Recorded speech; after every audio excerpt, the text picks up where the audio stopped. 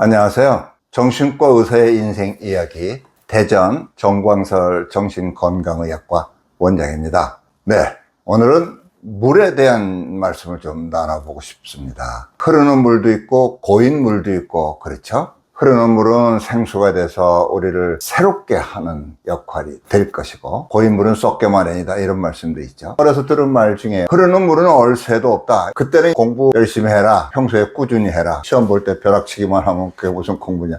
우리 어머니한테 맨날 그 말씀 들었어요. 너 하는 건 공부도 아니야, 평소에 해야지. 그래도 시험 때라도 열심히 했어요. 그러니까 지금 의사가 됐죠. 그래서 그 말씀을 들을 땐 그렇게 마음에 와 닿지를 않았어요. 어느새 든 나이가 됐습니다. 이제는 그때 그 말씀이 좋은 말씀이었다. 흐르는 물은 얼새도 없고 계속 꾸준히 정진해야 되고 인생을 살아가면서 흐르는 물 같은 역할을 하는 사람이 돼야 되겠구나. 정신과 의사를 하다 보니까 네가 하는 일이 뭐냐, 혼자 생각할 때 나는 행복 도움이다, 이런 생각을 갖고 있습니다. 많은 사람들이 그러죠. 건강을 잃으면 다 잃는 것이다. 정신과 의사로서는 그건 아니다. 건강이 있으면 좋은데 건강을 잃으니까 다 잃는 것이다 는 아니다. 사람은 건강을 딛고 사는 게 중요하지, 건강이 우리의 가치 중에서 우리가 추구해야 될 가치여서는 안 된다. 그거는 자연 세계의 얘기고, 인간은 건강을 딛고 사는 존재가 돼야 된다. 건강은 살아있다를 가능하게 하는, 살아있는 존재가 아니라 살아있음을 딛고 사는 존재가 돼야 된다. 그래서 건강은 매우 중요하지만 건강이 우리의 가치 추구의 목표가 돼서는 안 된다. 여기 이제 오는 분들은 마음이 아픈 분들이 많죠. 어떨 땐 그런 말씀 하십니다.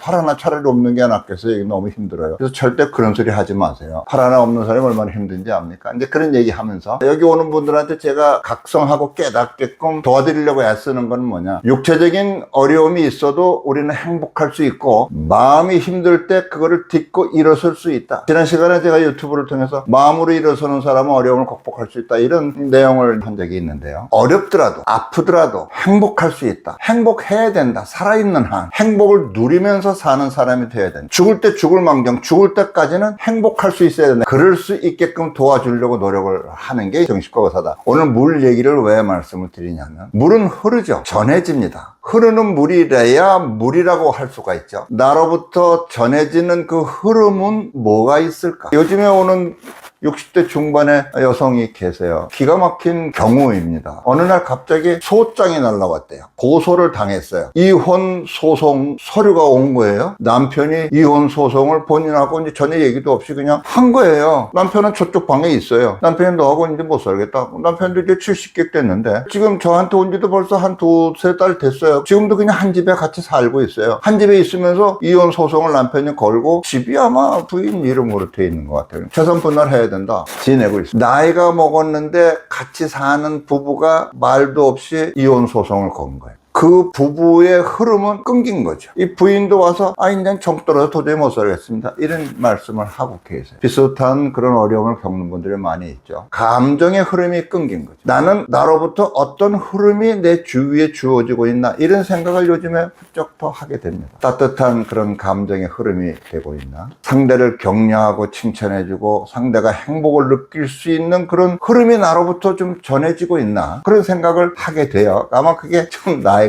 들어서 생각이 아닐까, 이런 생각도 해보게 됩니다. 나를 추정하고 내 것을 더 챙기려고 그러고 그런 분들도 있어요. 연세가 80이 넘은 분인데 부인은 70 후반 되셨어요. 근데 지금도 시장 보러 가려고 그러면 돈을 타야 된대요.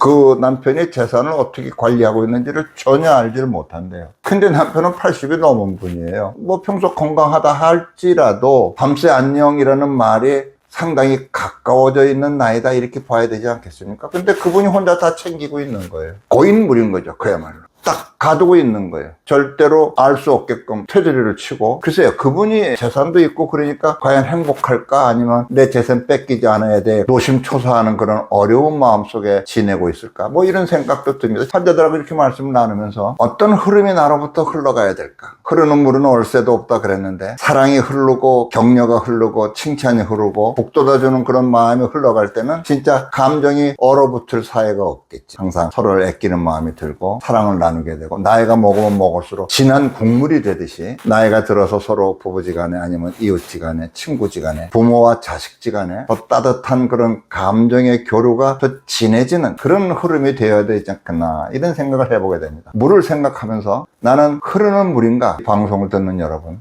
스스로를 한번 돌아보시고, 그래, 나는 사랑을 흘려보내는 물이 되어야 되겠다, 이런 생각이 드신다면 참 좋겠다. 그 인생은 행복한 인생이다, 이런 생각이 들어서 오늘 말씀을 드렸습니다. 여러분은 어떤 물이십니까?